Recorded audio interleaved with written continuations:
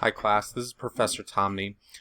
This is going to be a more informational video because a lot of students are complaining that they are having issues with Beyond Labs and understanding how the lab notebook works. So for the KHP lab, when you were submitting it, you were supposed to submit your lab book along with the linked set. So when you pull your unknowns down, it creates the report sheet that gets linked with that, where Beyond Labs tells you what your actual unknowns are, and then you're supposed to link those to your notebook. All right. But what's important here, the main point of this video, is I want to show you how to download your notebook, because you're going to need to do that in future labs. And people were sending screenshots. They were not sending the notebook at all. They were simply copying and pasting their notebook into PDF formats. You need to actually download the lab book format and send it to me when you are turning in your labs. So this is going to be a little 101 video. If you look, there are written instructions on how to do this. It's very clear, but I understand those might be confusing, so I wanted to offer this so that people can understand, because it is probably one of the most common questions I've gotten with labs so far. So you can see I have the Beyond Labs client open here. We're going to go into chemistry, so we'll open that.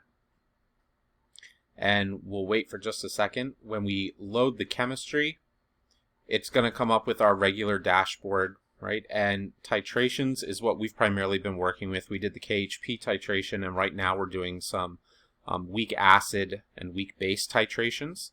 So I'm just going to click on this for the example. Okay, taking a moment to load the titrations. So the main point here, you can go back in the stockroom, you can get your unknowns, etc. But here's your lab book. So you click on it down here, and it brings this up. And you can type in the name of your section. So I can say, let's say that this is part 2 for the KHP lab, right? And one of the things I was doing was I was weighing out the actual amount. So let's say that the known KHP at 100% concentration, I weighed out 4.0235 grams of KHP, right? And then I can write, if I want to do a calculation of moles, I can put the molar mass in there. I can write add 200 milliliters of water, right? So this is supposed to act like your lab notebook, the same way that if you were in a physical lab, you would be documenting this stuff in your notebook, and you would need to turn this in as part of your lab experience, particularly those of you going on to organic chemistry. Whether you're taking it online or whether we end up taking it in a class, given what's going on right now, a lab notebook is an integral part of the organic chemistry lab. You have to have all of your work in that lab notebook.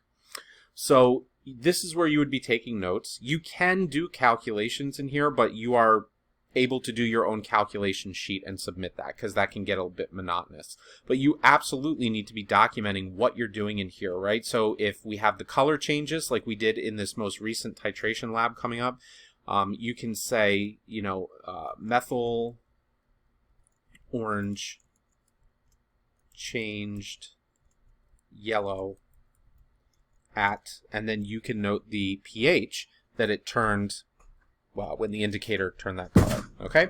So when you're doing this, you need to make your notes, and then you link anything, okay? So when you have these unknowns, you're going to be able to press a button down here. Now it's not appearing here because I haven't taken out any unknowns yet, but it'll have a button down here that says you can report. And when you report it, Beyond Labs is going to lock in and link, right, your answers compared to whatever they have as your unknown. So you'll pop it up and you'll see the report sheet come up, and it'll say report the number, and you give your number for, let's say, the sodium hydroxide or the KHP percent, and then it will, when you hit submit and lock it in, it will tell you what it actually has. So you want to be working on these calculations so that you can submit the correct number that locks that in. All right. So the whole point in this is, how do we get the actual lab notebook? Well, if you come up here, there's a file. Okay, now you can go to edit if you want a new page, a new section, etc. But under file, we click save file, and right here, right, it has lab book. So you want to make sure that you give it some sort of name that I will be able to identify when you're uploading it. So for instance, I could put Professor T for Professor Tomney. That's my lab book. And then I can hit save. And note that you're going to save it somewhere. I have it saving to the desktop right here for this demo. So you hit save. Okay. And then if you minimize or come out of Beyond Labs, you're going to see that you should have your notebook file, which I have right here. Okay. Now, if you try to open this, it's going to tell you that it can't open it. And you'd have to choose an application. That is because the .lbk file extension is used for Beyond Labs. It's something that they've developed for their software. So when you send this to me, you don't need to worry about opening it. You send this file to me, and then what I do is I come in and I end up opening. I can go to Lab Book, File, Open, and I've downloaded the file you've given me, and it'll come up, and then I can check your work. All right. So it is very important moving forward, in order to get credit for your labs, you need to submit your lab notebook in this fashion. And you should have the linked report sheet with it that I was describing.